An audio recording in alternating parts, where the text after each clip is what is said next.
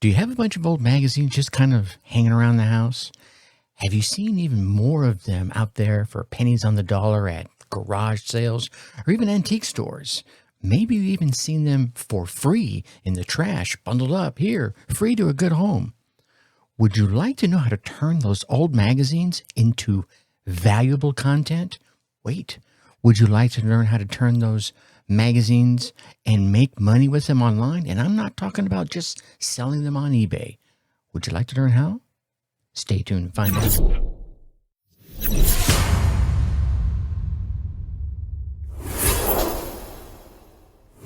What is up? What is up? What the heck is up, my Dark Horse friends and family? Welcome back to another dose of turning magazines into money online learning. I'm your Dark Horse host, Tracy Brinkman. And I think one of the things I always want to do and try to keep doing on this show is tickle your brain, give you some new ideas. So today we're going to talk about how you can take some of those old magazines that may be laying around your house or that you frequently see giveaways. Here, just take this, please. Maybe you run across them at garage sales, or you see them at flea markets, or you see them in someone's trash, and how you can turn those into valuable content as well as make money online with these magazines. Now, I think one of the first things we want to start off with is, these magazines can take up a lot of space. So if you have a collection of magazines, maybe someone's kind of in your ear to get rid of them, or to at least pare down your collection. What that tells me is you have a passion about something. I don't know, maybe it's a bunch of old car magazines. You can't see it behind me, but I have a bunch of old Kiss magazines. I have a bunch of new Kiss magazines that date back to the 70s. You think some of the information in those magazines might make people giggle, make them laugh, make them go, that's interesting. They even knew about that way back then. And I think that comes to the first piece of information I want to share with you. And that's going to be choosing the right magazines to turn into your online content. Choosing the right magazines to turn into your online content is, it's almost the most important step in the process, because for me, and maybe you can prove me wrong, and please let me know if you do, not all magazines are going to be suitable for this project I'm about ready to discuss with you here. So it's important to carefully go through the ones that prove to be most valuable to your listeners, to your readers, to your viewers, whoever is going to consume your content.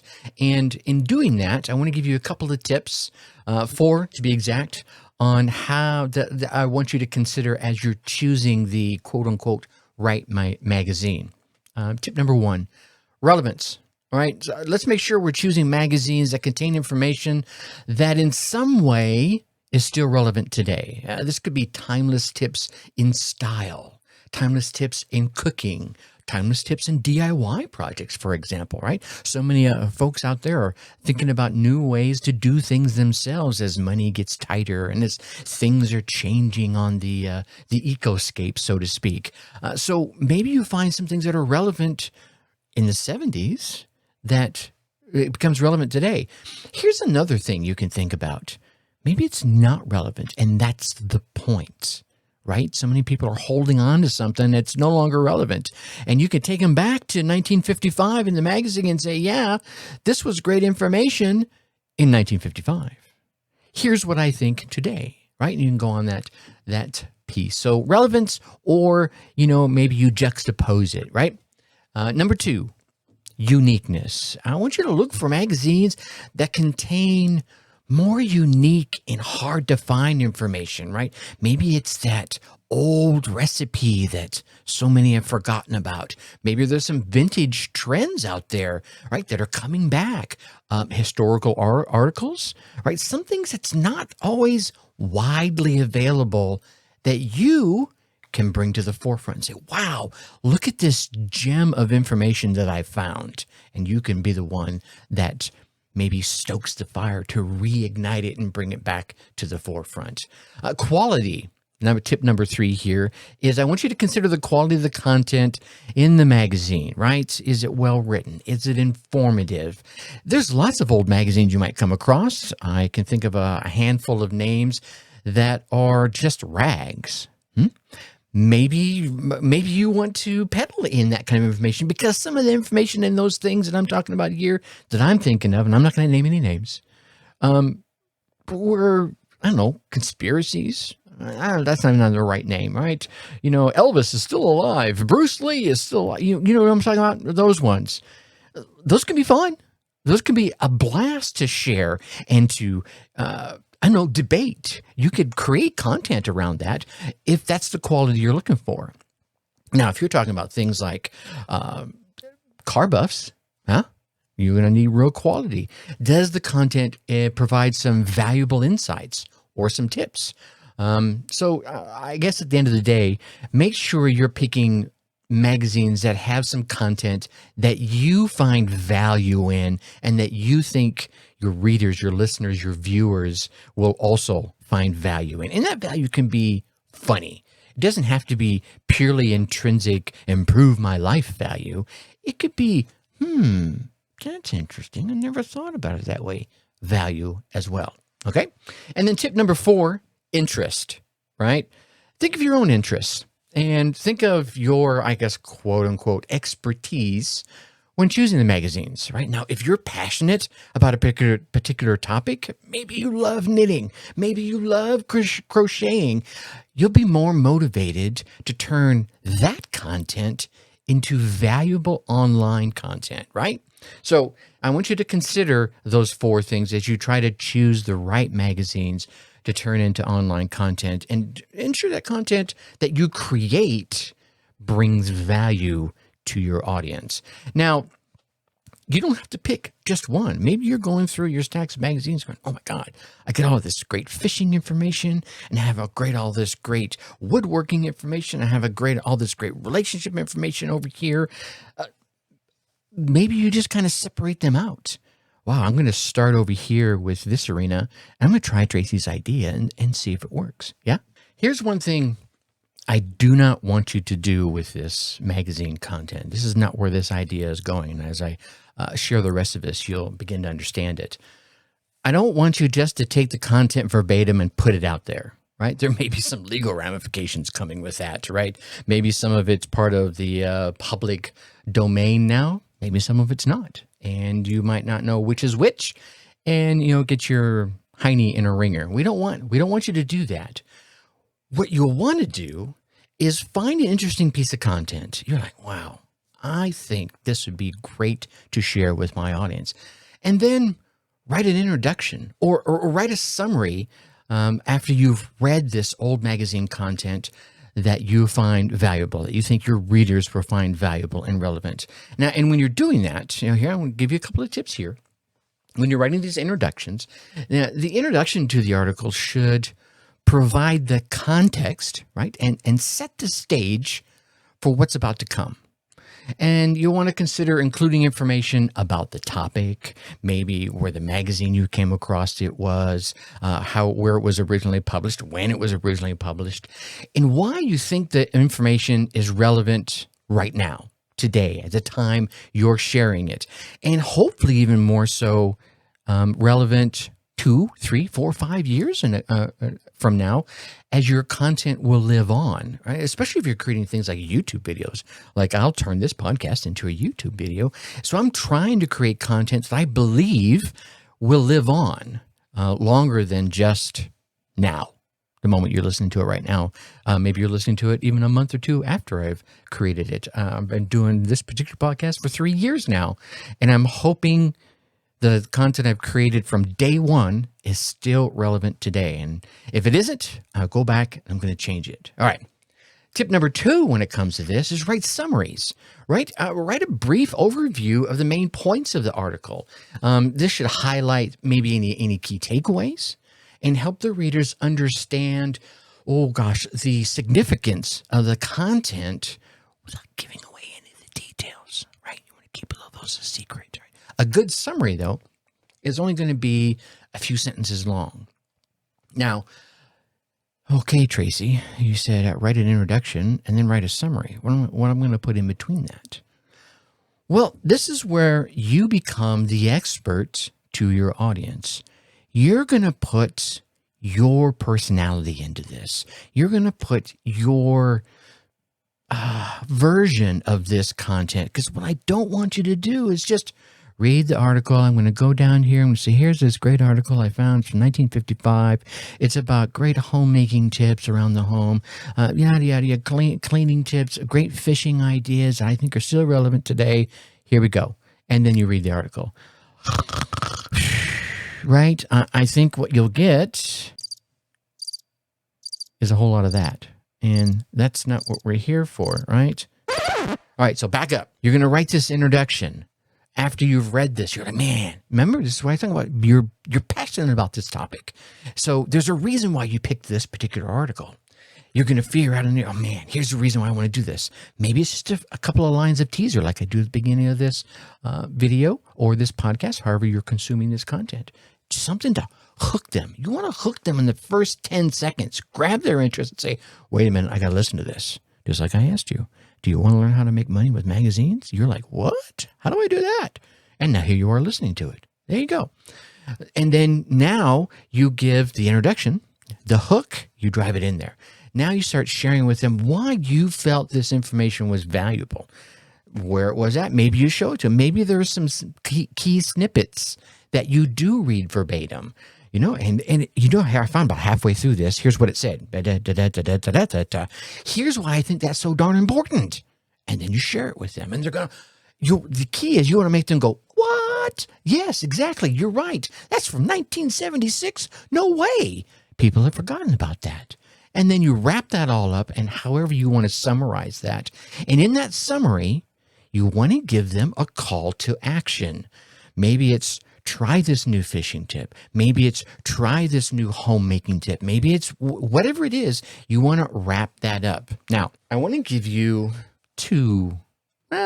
4 ideas of how to take this content and turn it into, what's the new up and coming? TikTok. Let's go with TikTok. Even though you're watching this on YouTube, and a lot of these tips will work on YouTube as well.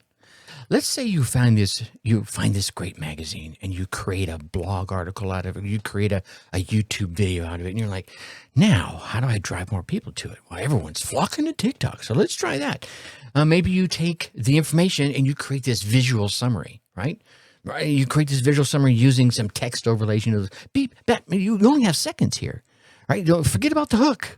You're just going straight for the jugular at this point. Or you could create a series of short videos that highlight the key points from the article and then tell them if they want to hear the whole thing, here's where they go. And you send them to wherever you're hosting the whole thing, your podcast, your video, your YouTube, your blog. Maybe you create a tutorial or how-to video, an article that contains the instruction tips on how to do something. Hey, you're going to do this, then you're going to do this, then you're going to do that. Just bing, bang, boom. Just really hit them really fast, 10, 15 seconds worth. And again, you want to drive them to your long version somewhere else. Or you can do some of it where they do the time lapse, where you're actually walking them through that, and you actually. I talk with my hands. I'm sorry. And for those of you on the podcast don't know, my hands are flying all over the place. But you could do one of those instructional videos in a time lapse, so you don't lose their interest because it's taking forever to walk them all the way through it. Again, share your insights or your thoughts, your input, your unique perspective. About the article in a TikTok video and say, hey, I give you the full version down here. And then last but not least, I think you could host a Q&A, right? Yeah, if the article covers a topic that maybe quite a few people, and hopefully you have an audience, or as you build that audience, maybe they have questions. And you can host that Q&A where you answer the questions from the viewers on that topic.